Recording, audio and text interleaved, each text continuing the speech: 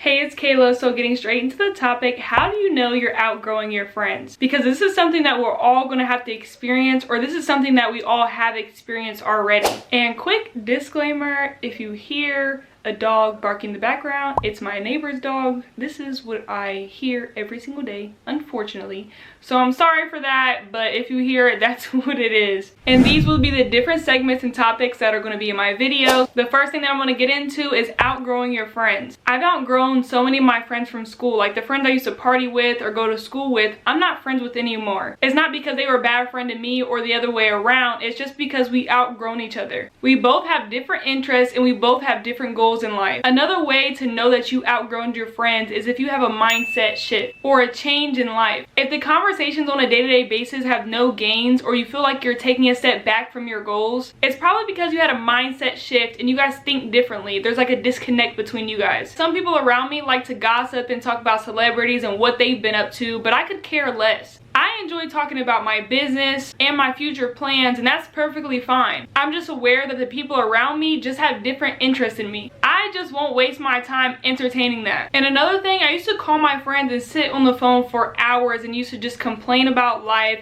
I had a limited mindset and I had a victim mindset. I wasn't changing anything. Now I don't even waste my time on that anymore. If there's a problem and I'm aware of it, I'm going to change it. And now since I've grown and my mindset has shifted, I feel like all of my friends are a step behind. Not because I feel like I achieved more than them, because a lot of them have achieved so many things, but it's just because I don't think the way I used to. I have a different lifestyle. I have a strict discipline that most of the people around me don't have. I read when I get up in the morning. I read before I go to sleep. I try to go to the gym every single day or every other day. I don't spend hours scrolling on my phone anymore. I don't go out as much as I used to. I'm so focused on my goals now. I don't waste time trying to be friends with someone that I don't align with. And it's okay to outgrow those friends you've been friends with for 5, maybe 10 years. Not everyone around you are meant to be there long term. Some people come around for just seasons or different chapters in your life, and that's okay. You might feel like you need to be their friend because you guys been through so many things together. You probably vented to them and you feel bad or guilty, so you continue to be friends with them, but then you're realizing it's just draining you to act a certain way in front of them. Continuing to be friends with them is only going to drain you at the end of the day. Remember, who you hang out with will be the reflection of how your life will be or how it can be. If you hang out with unmotivated people or negative people, you're going to be picking up on those negative traits. If you hang out with positive people and motivated people, you guys are going to bounce that energy off of each other. You guys are going to continue to elevate in life. It's so important to choose the people that you surround yourself with because they have a big impact on your life. I have a list of about 9 things, and these are signs of a toxic friend. And these are friends that you need to drop and realize that you need healthier friendships. The first thing is a jealous type. Like if they're jealous of your success, like say you call up one of your friends and you tell them something you're proud of and they don't seem happy for you, they seem jealous. Or the friends that get mad at you because you hang out with other people that aren't them. I try to stay away from people that have these jealous traits. Second thing is they treat you different around other people. Like have you ever been with that one friend and you've been in a big group and they just start acting different? Like have you ever noticed that? They might start ignoring you or saying slick little things just for a couple of laughs. These are the type of people you should definitely stay away from. Number 3, they try to convince you to go out every week, to drink or party, separate you further from your goals. It's okay to have fun time to time with your friends and relax, but don't feel like you need to go out with them every single week just to be friends with them. If they're upset that you don't want to go out and they try to pressure you to go out, that just shows you right there that you guys have different goals and interests in life. Number 4, they belittle your success or your dream. I can't stand when they say, I see your little business. That's just someone that doesn't see your full potential, and I see highly of all of my friends. I want all of my friends to be very successful. What's that saying? I want everyone around me to eat. But remember, not everybody needs to eat at your table. Number 5, they don't support you or hype you up. Like if you post something about your business and they don't reshare or interact with your post. But just keep in mind, not everyone's thinking about that as soon as they see it. So don't get mad at them, but if you do ask them and they don't want to interact with your post or support your business, either they don't support you or they're jealous of you. And either way, I support everyone around me and I don't surround myself with people that are unsupportive. Number 6, you get relationship advice from them and they just tell you to leave your partner or drop them. There could be 2 reasons for this. Either they don't know how to give advice or they're jealous of your relationship and they want you to be single because they're single and they want another single friend.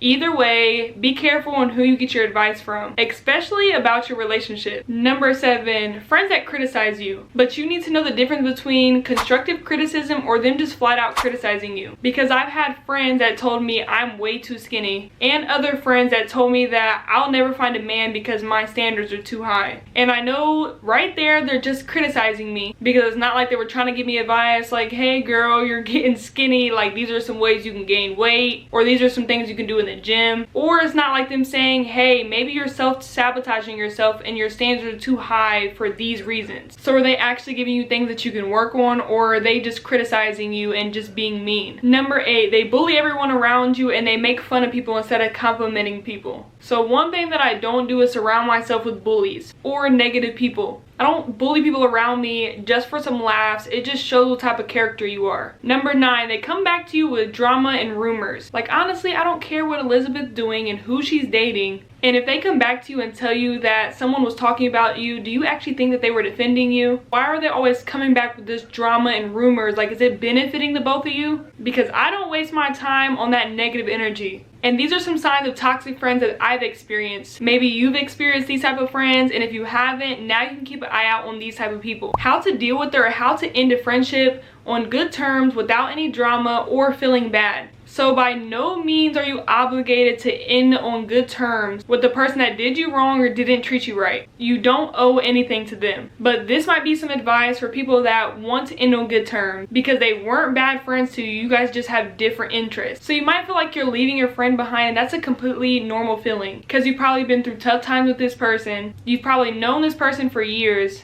But at the same point, you have to realize that you can't bring everyone to the top with you because it's going to drain you and that person. But you can reassure that it's not their fault and that you're going to be more distant to them because you're focusing on your goals. And some people are going to understand, but you shouldn't just leave the friendship without telling them anything because they're going to think that they did something wrong and it just might cause more problems. So like I said, just reassure to them that they're not in the wrong and it's not their fault that you're going to distance yourself from them. The next segment is making new friends. The first thing that you have to know when you're making new friends is if you're a low maintenance friend or if you're a high maintenance friend. I used to be a high maintenance friend. I used to love calling my friend, checking up on them, talking to them every single day. And now I'm a low maintenance friend. I don't need to talk to them every single day. We could talk every other week, every other month. It really doesn't matter. But these are some things that you might want to know before you make new friends so that you guys know that you're going to be compatible friends. And also hold your friend standards as high as you hold your relationship standards because you are who you hang out with.